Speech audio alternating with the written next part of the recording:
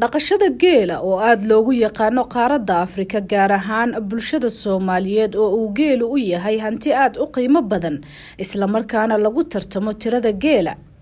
Jacaylka iyo dhaqashada ay dadka Soomaaliyeed u qabaan geela ma ahan mid halkan lagu soo koobi karo. Haddii la jaleeco waayadii hore ninka Soomaaliga ah wuxuu ku dhaadan jiray tirada geela ee uu leeyahay.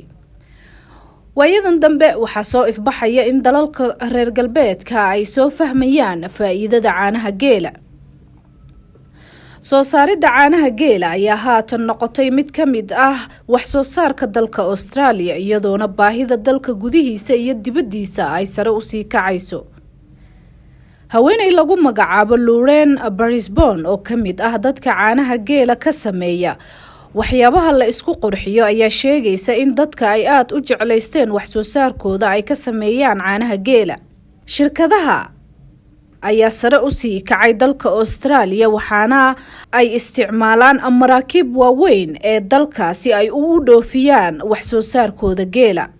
geela markii ugu horeysay dalka Australia waxaa la geeyay sanadii 1940meeyadii.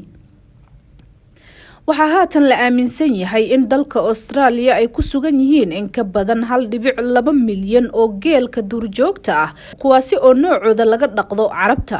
shirkadii ugu horeysay ee wax soo saarka geela ayaa Australia waxaa laga bilaabay sanadii 2014 markaa wixii ka dambeeyay waxaa soo batay shirkadahaasi oo haatan waxay ka howlgalaan gobol kasta oo ka mid ah Australia.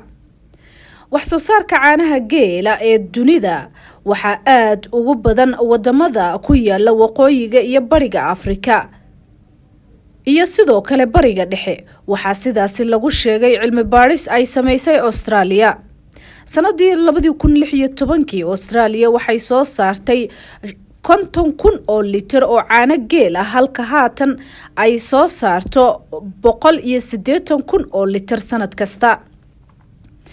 wax soo saarka sare ayuu u kacay isticmaalka caanaha geela gacan weyn ayay ka geysataa Megan Williams oo iyo saygeeda kuwaasi oo dhamaadka sanadkii 2014 waqooyiga Victoria ka bilaabay in geela ay caanaha ka lisaan kuwaasi oo ka bilaabay 3 neef oo geel ah balse haatan haysta neefaf aad u tiro badan.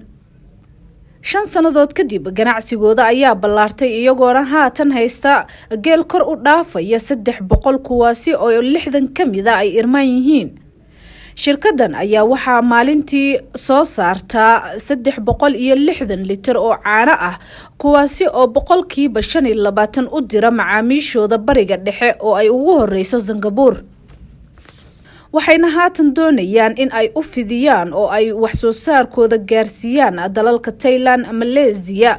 waxa ay sidoo kale liiska ugu jira in ay geeyaan caanaha Shiinaha iyo Mareykanka. inkastoo caanaha geela aad loo isticmaalo haddana qiimahoodu aad ayuu u sareeyaa oo waxaa ka hooseeya 12 jeer caanaha lo'da oo inta badan ay dadyowga caalamka isticmaalaan.